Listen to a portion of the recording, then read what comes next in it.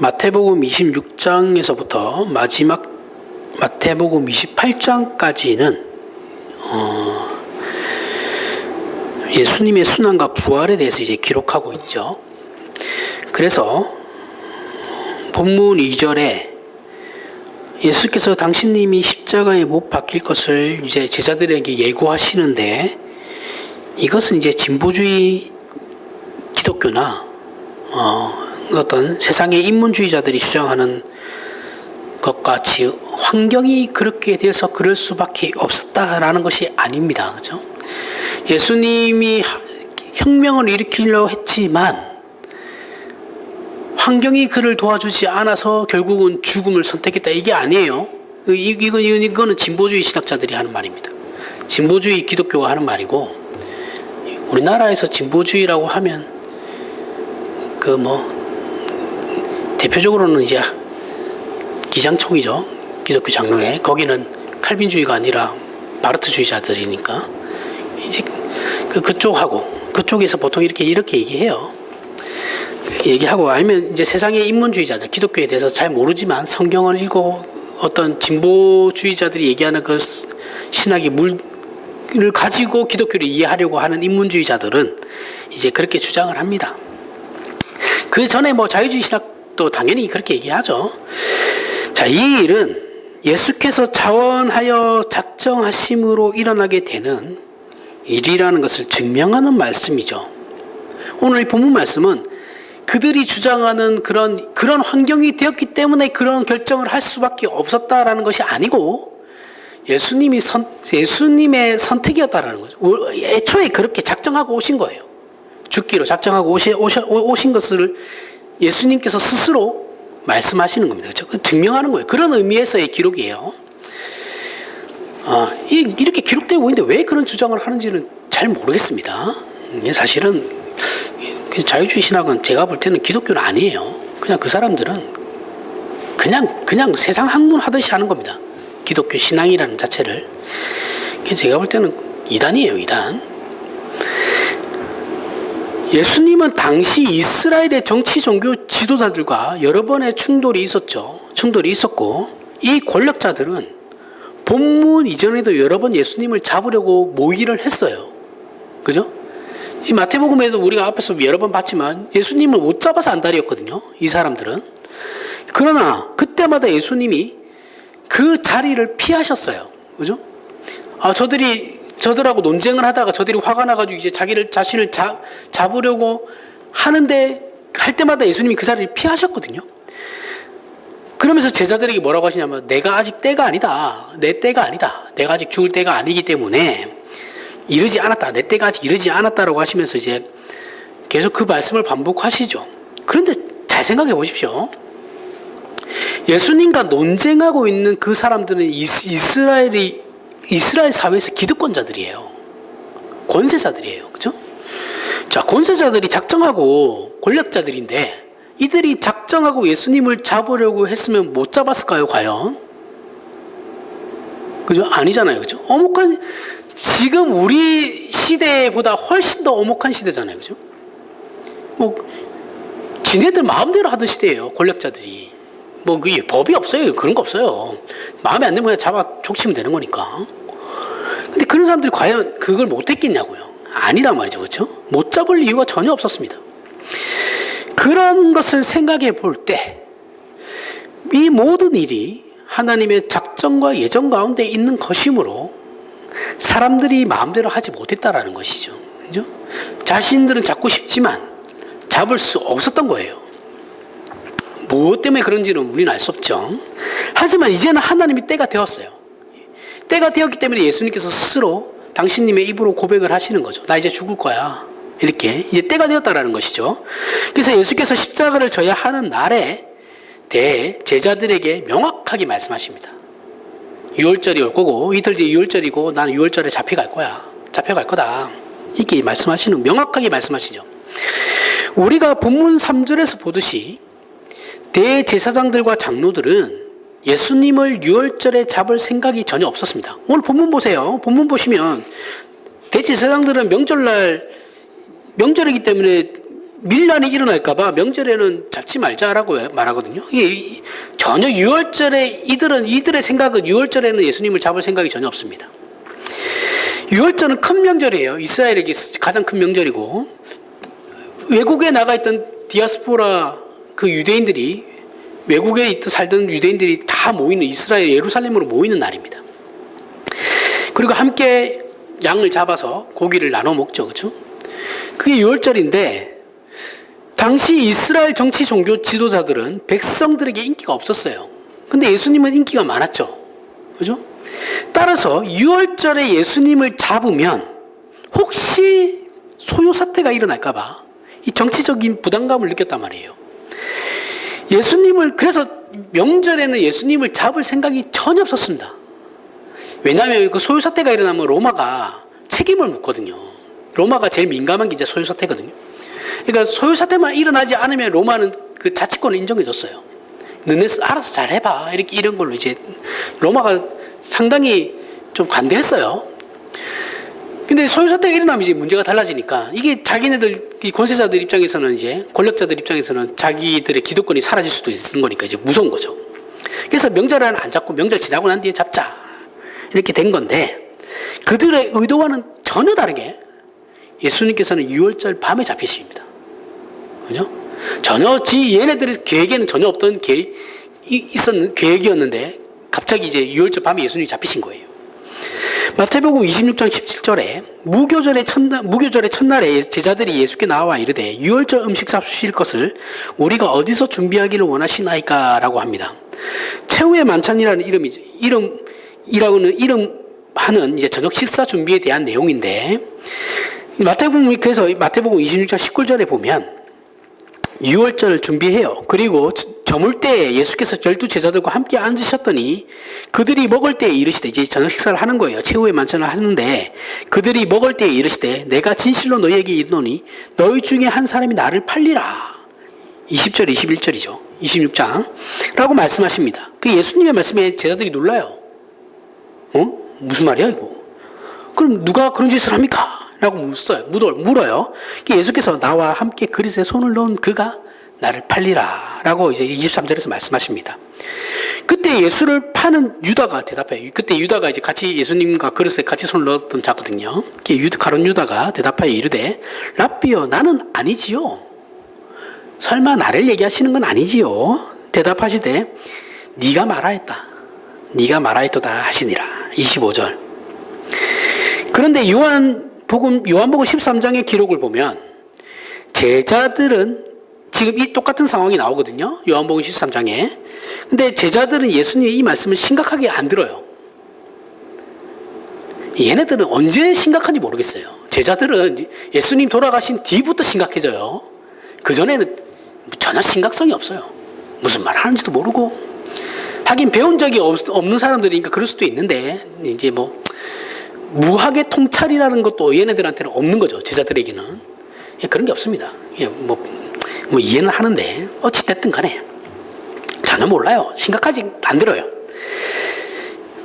예수님께서 십자가에 죽으신다라는 것도 믿지 않았던 자들이니까 제자들이니까 오죽하겠습니까? 이해는 합니다. 그래서 요한복음 13장 21절에 예수께서 제자들에게 너희 중 하나가 나를 팔리라라고 말씀하시고 요한복음 13장 26절부터 30절에 예수께서 대답하시되 내가 떡 한 조각을 적셔서 주는 자가 그니라 하시고 곧 한 조각을 적셔서 가롯 시몬의 아들 유다에게 주시니 조각을 받은 후 곧 사탄이 그 속에 들어간지라. 이에 예수께서 유다에게 이르시되 내가 하는 일을 속히 하라 하시니 이 말씀을 무슨 뜻으로 하셨는지 그 앉은 자 중에 아는 자가 없고 그들은 유다가 동괴를 맡았으므로 명절에 우리가 쓸 물건을 사라 하시는지 혹은 가난한 자들에게 무엇을 주라 하시는 줄로 생각하였더라. 유다가 그 조각을 받고 곧 나갑니다. 그죠? 나가니 밤이러라.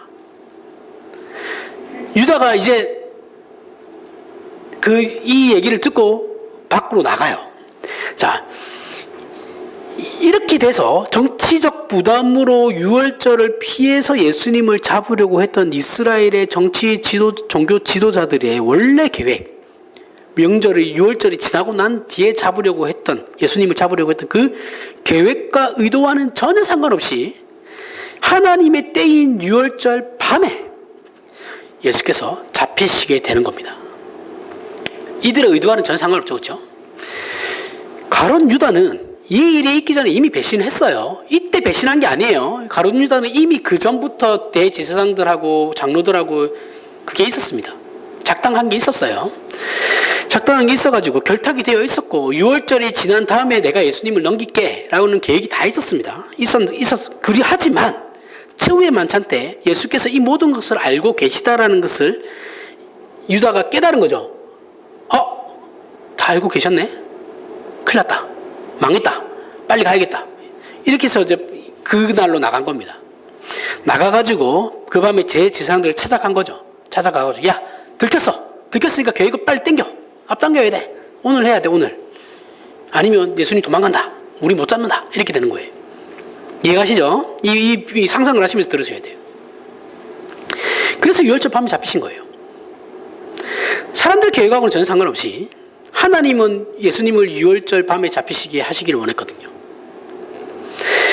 우리는 예수님의 십자가 죽음을 생각하며 하나님께서 예수님을 십자가에 못 박는 것보다 당시 예수님 굳이 십자가에 죽지 않고 로마 황제가 되었으면 기독교가 더 쉽게 전파되지 않았을까? 이런 생각을 한 번쯤은 다 하죠. 그렇죠? 로마 황제가 되었으면 더 좋았을 텐데. 우리도 그런 생각 하잖아요. 정치인이 지도자들이 정치인이나 사회에 영향력 있는 사람이 신자면은 참 좋겠다. 그러면 기독교가 쉽게 전파되고 선한 영향력을 미칠 수 있을 텐데 라는 생각 우리도 다 합니다. 기독교가 힘을 가지면 더 복음화가 빨리 되지 않을까 이런 생각 다 해요. 미국 보수주의 기독교도 다 그러죠. 옛날에 유럽도 다 그랬어요. 식민지 쟁탈전 할 때 제일 먼저 들어갔던 사람들이 선교사들이었어요. 선교사들이 들어가가지고 이제 그 다음에 장사꾼들이 들어가죠. 그래가지고 어떻게 합니까? 억압을 해요. 그런 식으로 했단 말이죠. 여기서 이제 쉽다라는 말은 황제가 되는 것 자체 그 과정이 쉽다라는 것이 아니고 이제 이렇게 우리는 이런 식으로 생각한단 말이죠. 하나님의 뜻을 이루거나 다른 사람들의 어떤 항복을 받아내는데 우리가 복음을 전했을 때 저 사람들이 항복을 받아내는데 권위와 권력과 힘이 있으면 더 쉽게 받아낼 수 있지 않을까라는 이런 안이라는 생각이죠. 그래서 저번에도 제가 여러 번 얘기했지만 식민지 국가 중에 기독교인 국가는 하나도 없어요. 전부 다 반기독교입니다. 그죠? 동남아시아의 기독교 국가가 어디 있어요? 기독교 국교 자체가 그런 건 아니죠. 기독교가 영향력을 미치는 나라는 없어요. 식민지 국가 중에 아프리카나 아프리카 쪽에 이제 기독교하고 이슬람하고 딱 50대 50이거든요, 지금. 아프리카는 두 종교밖에 없어요. 기독교이거나 무슬림이거나. 근데 맨날 싸우죠, 지네들끼리. 이 기독교는 그냥 명분이에요, 걔네들한테. 신앙으로 자리 잡은 건 아닌 것 같습니다. 제가 볼 때는. 이런 식이에요. 정치적으로 이동하는 거죠. 제대로 된 기독교는 없습니다. 잘 없어요. 우리가 이런 생각을 하게 되는 그 이면, 기독교가 힘을 가지고, 기독교가 어떤 세상에서의 어떤 영향력을 미칠 수 있는 그런 위치에 서게 됐을 때, 이런 생각을 하는 그 이면에는, 우리가 이런 생각을 하는 거예요. 하나님께서 당신님의 자녀들을 시련이나 고통보다는 성공과 승리로 인도하시는 게 훨씬 나을 것이다라는 우리의 그런 헛된 바람이 자리 잡고 있는 것이죠. 그 바람이 기왕에 예수 믿고 하나님의 자녀가 되었으니 어차피 하나님께서 주실 복이라면 빨리 주시고 하나님 믿는 표를 하나님께서 우리 자녀들에게 세상의 성공이라는 표로 빨리 나타내 주시면 좋겠다라는 거예요. 이거는 기독교를 처음부터 아예 모르는 겁니다. 이것은 예수께서 자발적으로 죽으셨다는 생각이 우리에게 들면 들수록 더욱 아쉬움으로 남죠. 그죠? 왜 그랬어? 왜 그러셨을까? 그죠? 그냥 힘을 가지고 그냥 후려치시지. 왜 죽으셨을까? 이런 생각이 들면 들수록 더 하게 된다라는 거죠. 독일계 프랑스인인 알버트 슈바이츠 박사가 있습니다. 우리 한 번씩은 다 위인전으로 보셨을 거예요. 슈바이츠 박사. 우리나라 위인전에는 꼭 나오는 사람이죠. 근데 정작 웃긴 게 유럽 사람들은 잘 몰라요. 이 사람.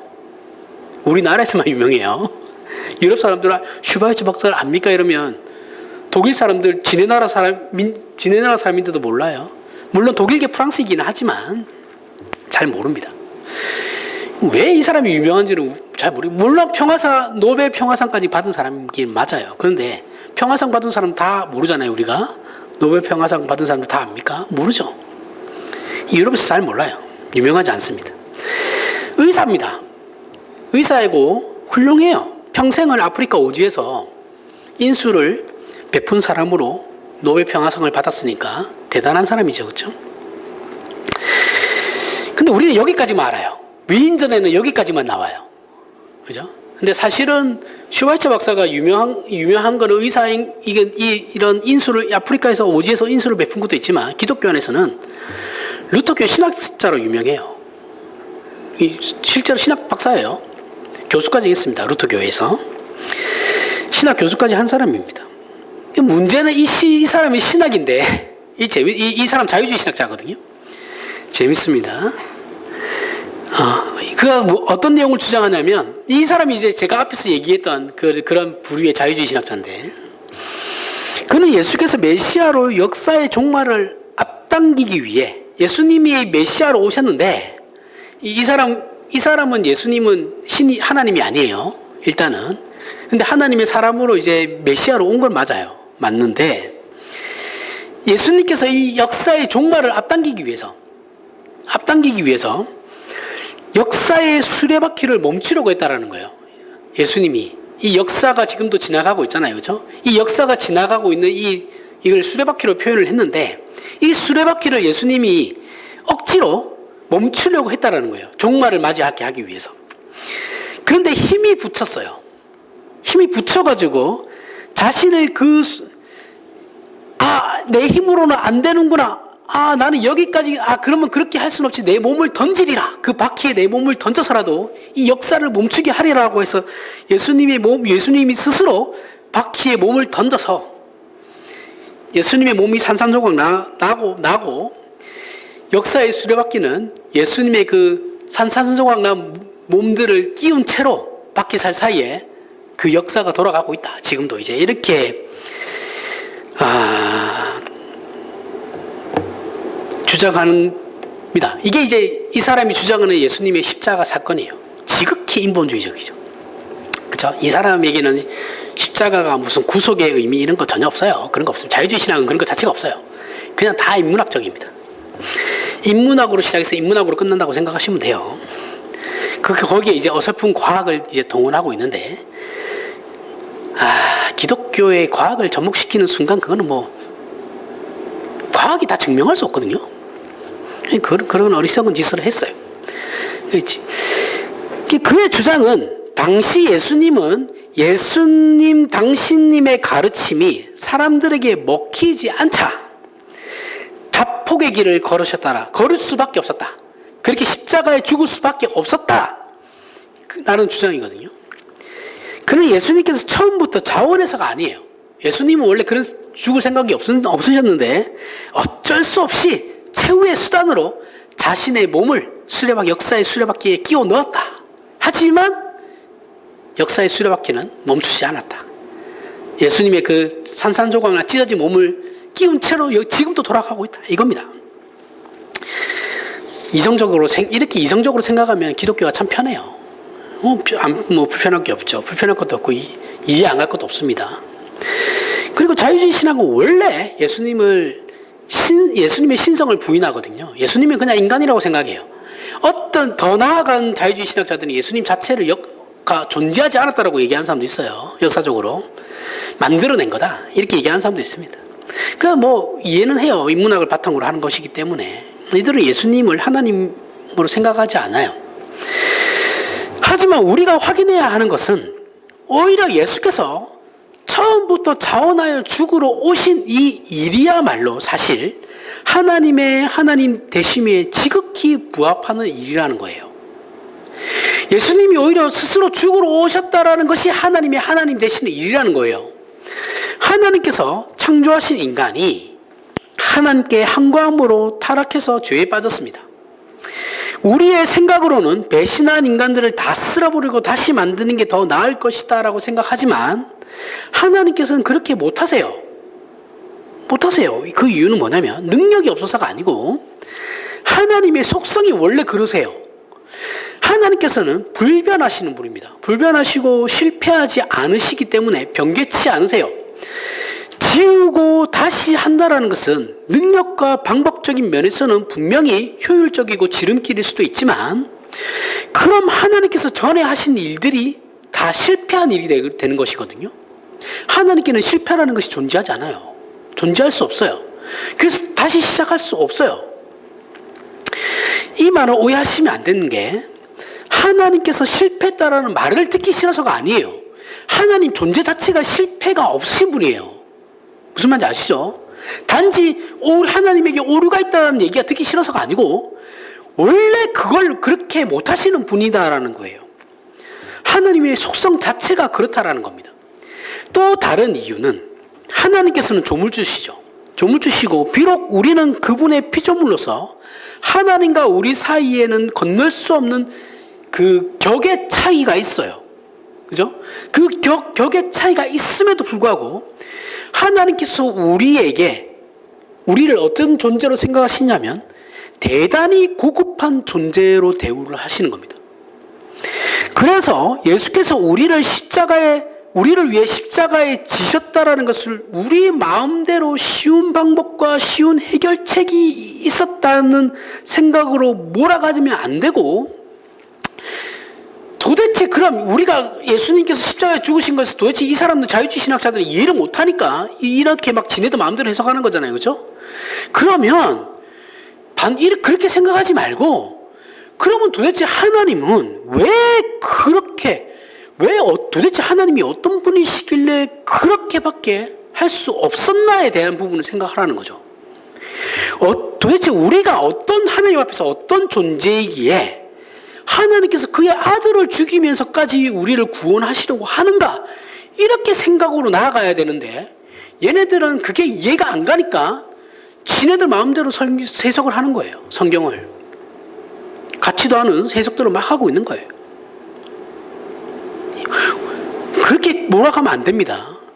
그럼 도대체 우리라는 존재가 뭐야? 하나님 앞에서 우리라는 존재가 무엇인가? 이쪽으로 우리의 생각을 몰아가야 돼요.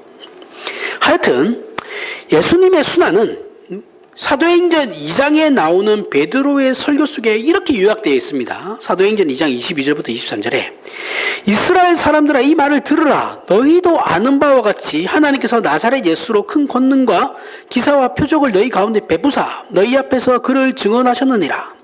그가 하나님께서 정하신 뜻과 미리 아신 대로 내준 바 되었거늘 너희가 법 없는 자들의 손을 빌려 못 박아 죽였으나.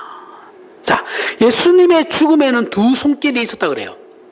예수님을 죽이는 방법은 일단은 하나님이 정하신 뜻과 미리 아신 것, 하나님의 작전과 예정이 있었고, 그 다음에 하나님의 계획이 뭐였냐면, 법 없는 자들의 손을 빌려서, 하나님이 볼 때는 죄인들의 손을 빌려서 예수님을 죽이게 만드는, 하나님의 뜻과 하나님을 거역하고 있는 자의 손을 빌려서 예수님을 죽여서 하나님의 뜻을 이루시겠다라는 거예요.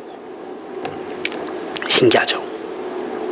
재밌습니다. 그렇죠? 우리는 불법을 행하는 자들이니까 당연히 하나님께서 내치시고 그들을 하나님의 일에 사용하지 않을 거다라고 생각하잖아요. 그렇죠? 근데 하나님은 전혀 그렇지 않아요. 불법을 행하는 자들의 손을 통해서 당신님의 계획을 이루신다라는 겁니다. 이스라엘의 역사를 보면 구약 성경에서도 이스라엘을 회개시키기 위해서 이방 나라를 이용하잖아요. 그렇죠? 이 하나님 거역하는 이방 나라를 이용해서 하나님의 자녀들을 회복시켜 나가죠. 이런 건 똑같은 겁니다. 재밌죠?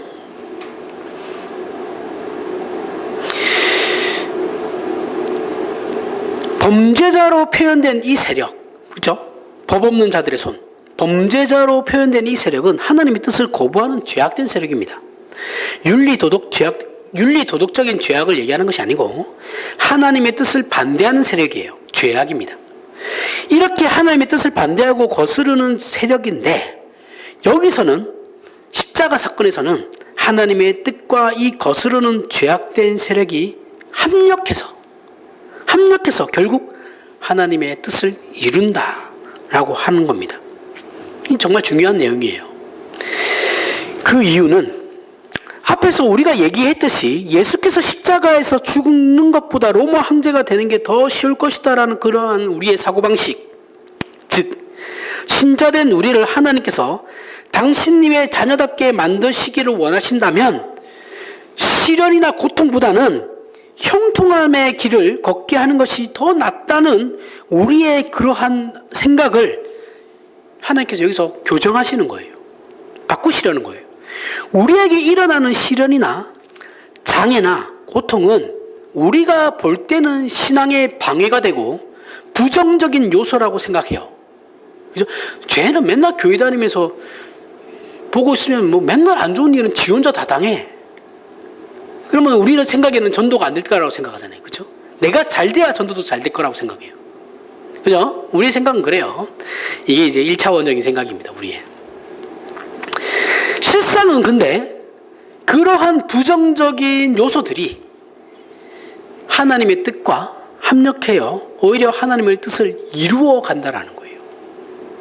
이해가 가세요? 우리에게 일어나는 그런 안 좋은 일들이 하나님의 뜻과 그러한 일들이 합력해서 나를 바꿔가는 겁니다. 성경의 표현대로 하자면 참새 2마리가 한 아사리온에 팔리는 것이 아니냐. 그러나 너희 아버지께서 허락지 아니하시면 그 하나라도 땅에 떨어지지 아니하리라. 이 말씀입니다. 이것이 신자된 우리가 가져야 하는 신앙과 삶의 관점이어야 하는 것이죠. 이런 식의 이해는 성경 안에 너무 많습니다. 너무 많아요.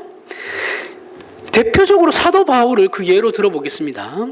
기독교 역사상 사도 바울만한 하나님의 종은 없어요. 제일 훌륭합니다. 그는 가장 모범적이었어요. 가장 모범적이고 가장 능력이 있으며 충성된 위대한 하나님의 사람이에요. 바울을 위인으로 하겠다는 것이 아니라 사실이에요. 이건 사실입니다. 그런데 그가 위대한 하나님의 사람이라면 그의 경력이 처음부터 끝까지 흠이 없어야 되죠. 그죠? 흠이 없고 모든 사람이 흠모할 만한 것으로 이어져야 할 것으로 우리는 생각해요. 그렇게 위대한 사람이라면 다른 사람에게 손가락 받을 짓을 하면 안 되죠. 그런 일은 없어야 돼요. 그런데 사실 사도 바울은 그 누구보다도 치명적인 경력을 가지고 있죠. 그죠? 뭡니까? 스데반 집사를 죽인 장본인이에요. 기독교 역사가 시작되자마자 기독교에서 가장 칭송받던 사람을 죽였어요. 그는 혈통으로는 유대인 중에 유대인이죠. 유대인 중에 유대인 베냐민 지파, 정통 베냐민 지파의 사람으로 태어났어요. 대학자 가말리엘의 제자로 바리새인입니다. 기득권자예요. 태어나면서부터 로마 시민권을 가진, 그 당시에는 정치, 종교, 교육, 집안 그 어느 것 하나도 빠지지 않는 배경에서 초엘리트이자 그 사회의 기득권자 중에 기득권자였어요. 그런데 하나님께서는 이런 엘리트를 준비해놓고 예수님의 12 제자들 안에 넣지 않으셨어요. 그죠? 바울이나 그 12 제자들이나 같은 시대 사람이잖아요. 그죠? 근데 이런 똑똑한 사람을, 잘난 사람을 예수님이 부르지 않으셨어요. 오히려 어떻게 합니까? 반대로 기독교를 박해하는 편에 세우셨어요. 그렇게 하심으로 기독교인들이 가장 무서워하는 공적으로 만들었단 말이죠. 그런 바울이 기독교를 박해하기 위해 다메섹으로 가던 중 예수님을 만납니다. 개종해요. 만약 바울이 이런 잘못을 하지 않고 다른 제자들처럼 예수님께 부름받아 예수께서 잡히시던 날에 다른 제자들처럼 도망가지 않고, 바울 성격에는 절대 도망가지 않겠죠. 같이 죽으면 죽었지. 그죠? 도망가지 않고 끝까지 예수님을 따르는 모습을 보여줬더라면 우리가 볼 때는 훨씬 더 멋있고 훨씬 더 존경스럽죠. 하지만 하나님께서는 그렇게 일하시지 않으신다라는 거예요. 기독교 역사에서 바울이 한 일은 정말 굉장하거든요. 그는 하나님의 말씀을 맡은 자이고 계시를 받은 자이며, 말씀을 기록하시니까 계시를 받은 자이죠. 하나님께서 그를 통하여 큰 능력을 일으키셨고 여러 이방 나라의 교회를 세웠습니다. 그런데 그는 정작 자기 스스로를 만삭되어 태어나지 못한 자, 죄인 중에 괴수라고 가장 낮은 자세로 스스로를 표현해요. 하지만 자신을 향한 바울의 이런 모습은 단순히 겸손만은 아닐 겁니다. 그는 자신이 스데반 집사를 죽인 것 때문에 평생을 자기 스스로를 박하게 평가해요. 자기 모습에 대해 오해할 것도 없었던 거죠. 오해할 것도 없어요. 내가 혹시나 잘나지 않았을까 이런 생각도 안 해요. 왜? 자기는 스데반을 죽였기 때문에. 되게 자기 자신에게 박해요, 바울은. 우리가 이단의 교주들을 보면 뭐 어떤 건지는 모르겠지만 무엇이든 간에 그들에게 어떤 능력은 있는 건 사실입니다. 사람을 꼬시는 눈이 헷가닥하게 하는 능력도 능력이니까, 사기치는 것도 능력이죠. 뭐 어떤 능력이든 간에 능력이 있는 건 사실이에요. 그 능력 때문에 이들은 어떻게 됩니까? 하나님의 법도에서 벗어나죠. 벗어나 거짓된 일을 하여. 이단이라는 건 사이비하고 다르죠. 그렇죠? 이단은 처음에 기독교로 있다가 거기서 기독교의 정도의 길을 벗어나는 것이 이단이니까 처음에는 그들도 하나님 믿는다고 했겠죠. 그럼 하나님이 일을 하는데 왜 이런 위험이 있냐? 아니, 하나님이 일을 하면 선한 길로만 가야죠. 정도로만 가야죠. 왜 이렇게 이단이 발생합니까? 라고 생각할 수 있잖아요. 그죠? 이런 위험성이 있으면 안 되는 거 아닙니까? 이런 생각을 할 수 있어요. 그것은 하나님의 말씀이나 하나님께서 간섭하시는 능력이 너무나 대단하기 때문에 그런 거거든요. 그 능력이 자신이 아니라 하나님한테서 오는 맡은 것임을 깨닫게 하려고 하나님께서는 그러한 특별한 은사를 가진 사람들에게 혹독하게 대하세요. 그들에게 초라함과 그들 자신의 한계를 보게 하거든요. 절망의 바닥치를 보게 합니다. 한계를 확인시켜가지고 절망의 바닥을 경험하게 하시는데 그 일을 감당하지 못하면 이단이 되는 거예요. 그러니까 사도 바울의 실패는 그가 하나님의 큰 일을 하기 위해 꼭 필요한 조건이었죠. 사도 바울이 스데반을 죽였던 그 실패는 그가 앞으로 하나님의 일을 하기 위해서 꼭 필요했던 과정이었어요. 바울에게 있어서는 치명적인 약점이고, 다른 사람들이 볼 때도 바울에게 있어서 쟤는 참 저게 아쉬워, 저 짓만 안 했으면 참 좋았을 텐데, 그런 생각을, 아쉬움을 남는 것이지만 하나님께는 그게 꼭 필요한 과정이었다라는 거예요. 그런데 하나님께서는 바울의 이런 치명적인 과거만으로는 부족하다고 생각하셨어요. 왜냐하면 바울에게는 너무 많은 능력을 주셨거든요. 그러니까 어떻게 합니까? 그의 몸에 가시를 하나 더 주십니다. 그죠? 이 가시가 무엇인지 우리는 몰라요. 정확하게 모르지만 성경의 내용을 종합해 볼 때 숨길 수 없는 속에 있는 병이 아니고 겉으로 드러나는 병입니다. 누구나 확인할 수 있는, 다른 사람들도 그 가시가 무엇인지를 확인할 수 있는 병으로 추측이 돼요. 이거는 또 바울에게 있어서 하나의 더 치명적인 약점이 되죠. 다른 사람의 병을 고치는데 자기 병은 못 고치니까. 이게 아이러니잖아요. 그렇죠? 하나님께서 일을 이렇게 하신다라는 거예요. 그런데 이 가시가 그의 사역의 치명적인 약점이라는 거죠. 그래서 바울이 이 문제를 하나님께 3번 기도하고 애를 쓰지만 하나님께서 뭐랍니까? 내 은혜가 내게 족하다. 이는 내 능력이 약한 데서 온전하여 짐이라라고 말씀하시면서 조용히 해라. 그냥 하라는 대로 해. 만족해라. 이걸로 끝내셔요. 바울이 스데반을 죽여서 스스로 만삭되어 태어나지 못한 자, 죄인 중에 괴수라고 자각하고 있음에도 불구하고 하나님께서는 그것으로 부족하다고 생각해서 가시를 하나 더 박아 놓으신 거예요. 그래서 바울에게서 하나님의 은혜가 온전하여지는 일이 가능하게 된 것이죠. 바울이 겸손할 수밖에 없었던 이유가 여기에 있는 겁니다. 아무 생각 없이 바울을 닮게 해달라고 하시면 안 돼요.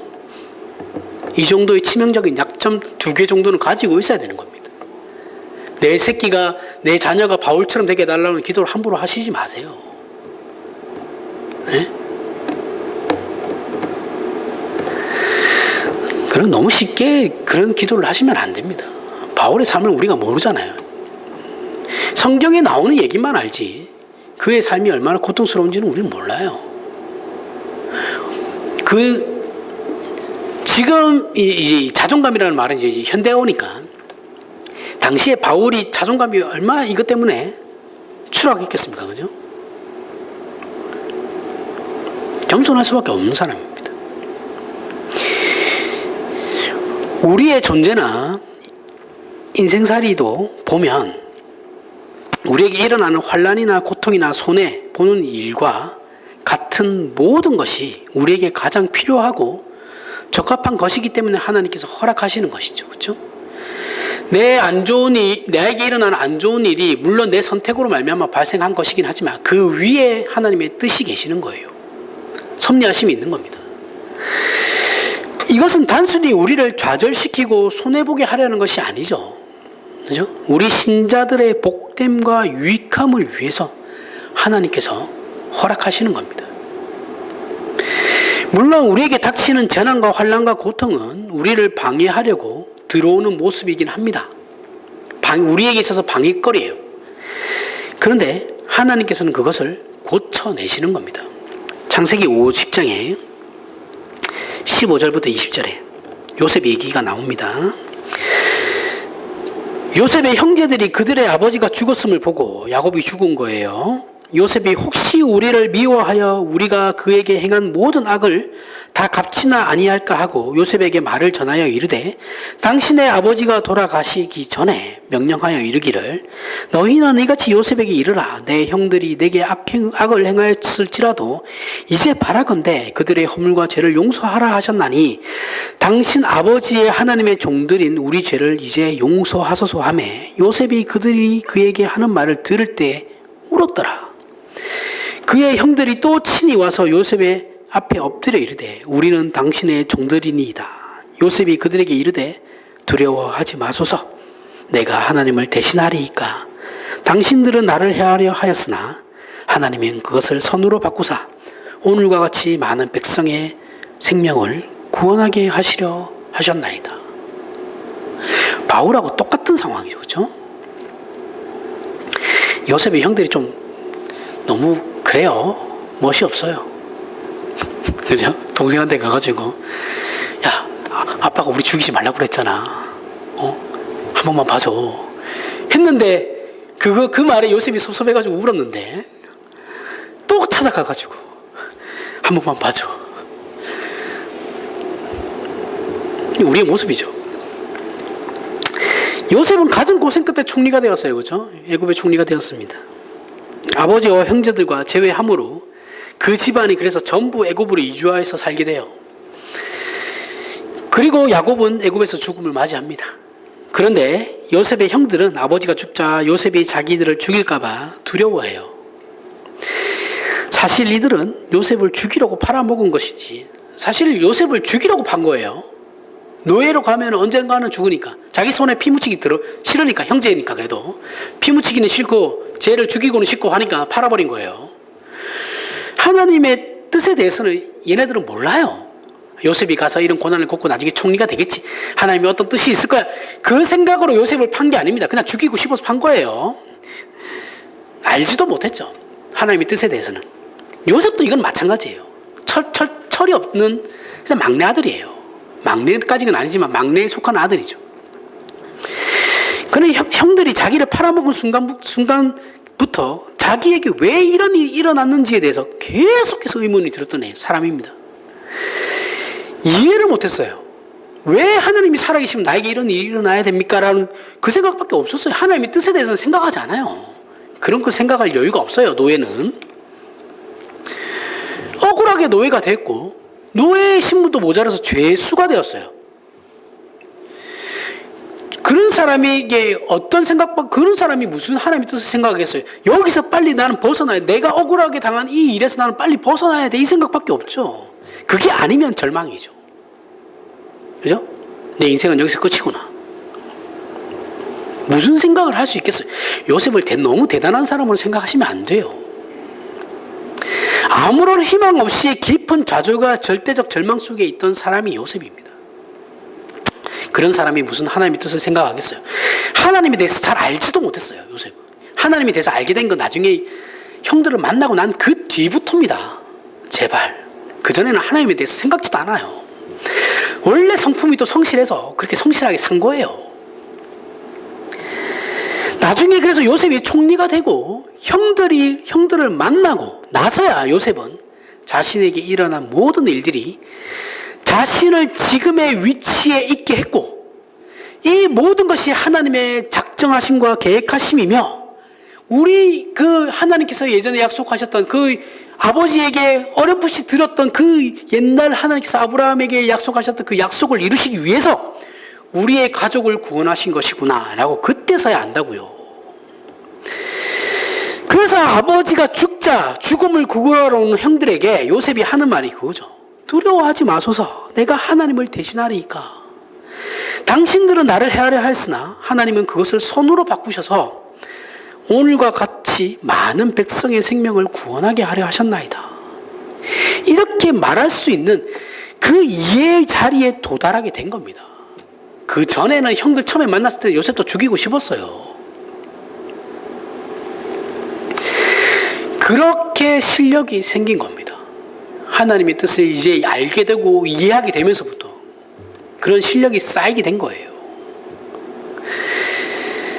우리의 신자된 인생 속에 우리를 괴롭히고 짐이 되며 장애물인 것이 무엇이 있습니까? 건강입니까? 학벌입니까?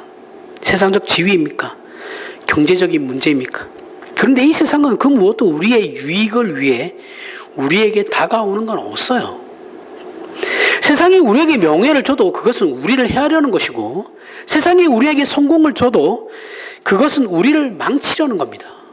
돈을 줘도 마찬가지예요. 우리를 망치는 겁니다. 또 질적적인 질병이나 가난이나 고난으로 우리를 공격하고 넘어뜨리며 자폭하게 하여 세상 앞에 무릎 꿇게 하려고 계속해서 시도를 하고 있죠. 그러나 그 세상의 그 악함 위에 하나님의 뜻이 있어요. 이해가 가세요? 세상은 자기들이 주관한 자라고 생각하고 우리를 계속해서 신자들을 공격하지만, 사실은 그 세상의 그런 생각들 위에 하나님이 군림하고 계시는 거라고요. 손바닥 아니라고요. 이거 뭐 설교지 부처님 손바닥 아니, 하나님 손바닥 안에 있는 거라고요. 이해가 가세요?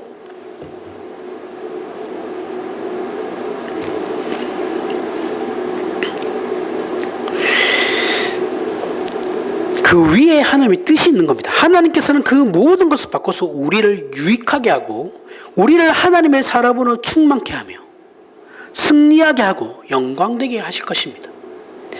지금 우리가 생각하는 그 부정적인 것들이 우리 안에 무엇을 만들고 있는지 몰라요. 지금 나에게 일어나고 있는 좋지 않은 일들, 그게 뭐가 됐든 간에 그게 지금 우리 안에 무엇을 만들고 있는지 지금은 모릅니다. 그러나 그것이 무엇이든지 간에 우리를 낙담하게 하고 실망하게 하며 우리를 절망과 좌절 혹 분노하게 만드는지 몰라도 그러한 것들이 모여서 결국은 모든 것이 합력하여 선을 이룬다는 것을 우리 신자들은 믿는 겁니다. 그렇죠? 교회에서 합력하여 선을 이룬다고 할 때 여러분도 돕고 여기서도 돕고 저기서도 돕고 이렇게 해서 합력하여 우리가 선을 이뤄갑니다. 그 의미가 아니에요.